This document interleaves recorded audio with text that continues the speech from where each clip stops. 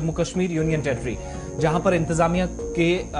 आपको पता है कि इंतजाम का हिस्सा सीएटी है यानी कैट, जो एक अहम ट्रिब्यूनल है, अहम फैसले ये ट्रिब्यूनल सुनाता है। और वादी कश्मीर या जम्मू के अंदर जो दो अलग अलग बेंचेस काम करती हैं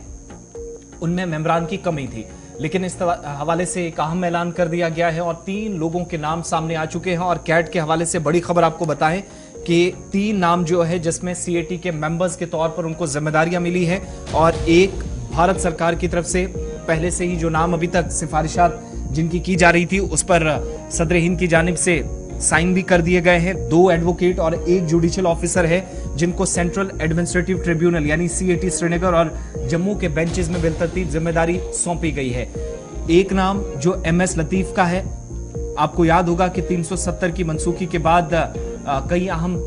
इकदाम उठाए गए थे, तो उनमें से एक पैनल का तश्कील देना है जम्मू कश्मीर के अंदर, सर्विसेज इसकी एक्सटेंड करना भी शामिल था। और भारत सरकार की जानिब से ministry of personnel public grievance and pensions की तरफ से जो नोटिफिकेशन जारी हुआ है इसमें एमएस लतीफ जो सीनियर वकील हैं उनको जुडिशियल मेंबर बनाया गया है। कैट श्रीनगर के अंदर उनको जिम्मेदारी दी गई है।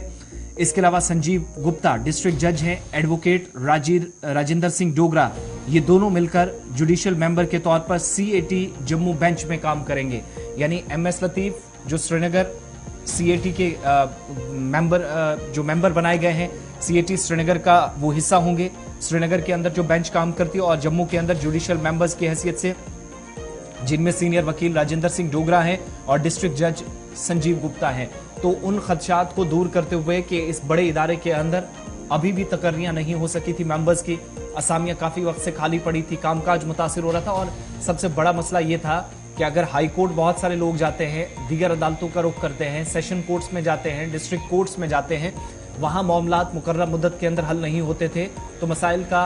अजाला करने के लिए और फौरी तौर पर केसेस का निपटारा करने के लिए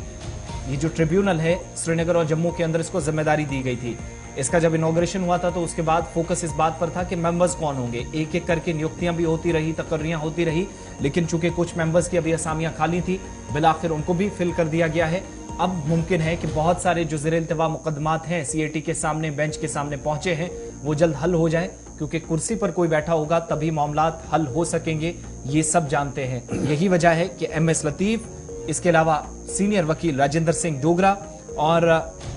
डिस्ट्रिक्ट जज संजीव गुप्ता को जिम्मेदारी दी गई है। संजीव गुप्ता और राजेंद्र डोगरा जो कि जम्मू ट्रिब्यूनल बेंच के सामने काम करेंगे, जबकि श्रीनगर ट्रिब्यूनल बेंच में इस बार एमएस लतीफ को जिम्मेदारी दी गई है जो सीनियर वकील है। तो 2 तरह की खदशात दूर किए गए हैं, मेंबर्स भी अब पूरे हो चुके हैं, और दूसरा जिन लोगों ने अभी तक केसेस किए थे, अपनी फाइलें लेकर आए थे, पेंडिंग केसेस थे, मुमकिन है कि बहुत जल्द वो भी हल सीएटी जम्मू कश्मीर के अंदर कर लिए जाए।